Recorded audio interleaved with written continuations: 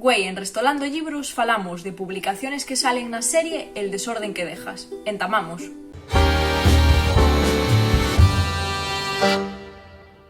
Moi bones. Güei, neste novo capítulo de Restolando Libros vamos falar de les publicaciones, noveles, poemarios que salen nunha deles series de moda que algamaron un maior éxito nel último año na plataforma Netflix, que lle El desorden que dejas. Esta serie está basada nun libro escrito por Carlos Montero que lleva el mesmo nome que la serie, es decir, El desorden que dejas. I was not aware of that. Magar que la serie y el libro son un thriller, sí que la literatura y los libros tienen bastante importancia en el desendolco de toda la historia. Los dos protagonistas principales, Viruca y Raquel, son profesores de literatura y por lo que durante toda la historia los libros garren una especial relevancia e incluso nos van a ayudar a entender mellor de algunas partes de la historia y la psicología de algunos personajes. El tema y el argumento principal de la serie es intentar resolver el misterio que arrodia la muerte de Viruca, y Raquel, en este caso, es la profesora que va a cubrir la plaza de Viruca una vez que ésta muere. La primera referencia literaria de la que vamos a falar es al poemario Ariel, de Silvia Plath. Este es probablemente el poemario más conocido de la autora, y en este caso na serie aparece cuando Viruca, una de las protagonistas, lee unos versos a los sus alumnos de este poemario.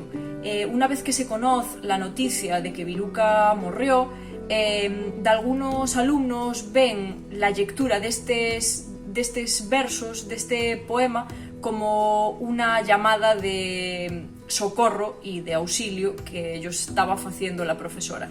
Morir es un arte. Como todo, yo lo hago excepcionalmente bien. La segunda referencia literaria de la que vamos a falar é a Los Pazos de Ulloa. La serie está ambientada en Galicia, entonces como non iba a aparecer una referencia a la obra de doña Emilia Pardo Bazán, neste caso a Los Pazos de Ulloa. Esta referencia aparece cuando Raquel, que é la maestra que viene a sustituir a Viruca, fai unha prueba de conocencia a los seus alumnos e mandallos facer un comentario de texto dun fragmento del libro Los Pazos de Ulloa de Emilia Pardo Bazán. Outra das referencias literarias que aparecen na serie é a Agatha Christie.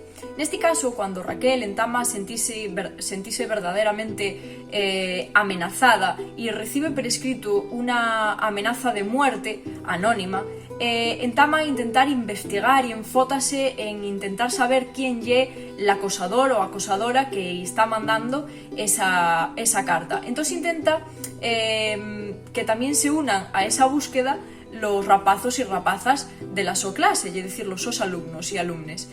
Y para intentar incentivarlos, menciona ellos también de algunas novelas de misterio y de crímenes, como son las de Agatha Christie, en este caso concretamente la de Asesinato en el Orient Express. También aparece mencionado el libro Americana, de Chimamanda, que é la autora de un libro perconocido que é Todos deberíamos ser feministas, e neste caso el libro Americana aparece mencionado cuando Raquel intenta involucrar a una alumna para que faga una presentación al rodio del día del 8 de marzo sobre feminismo, y en este caso sobre esta publicación de Chimamanda, la de Americana.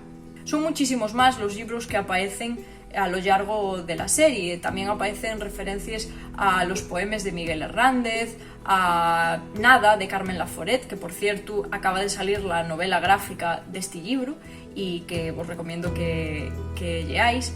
Y de xuro que aparecen de algunas referencias más que yo no me acuerdo. Si les sabéis, podéis dejarlas en comentarios, y espero que vos prestara el vídeo, que vos entrara en ganas de ver la serie o de leer de algunos de estos libros que venimos mencionando y que aparecen en la serie El desorden que dejas. Así que espero que vos prestara y vémonos en el siguiente capítulo. ¡Hasta luego!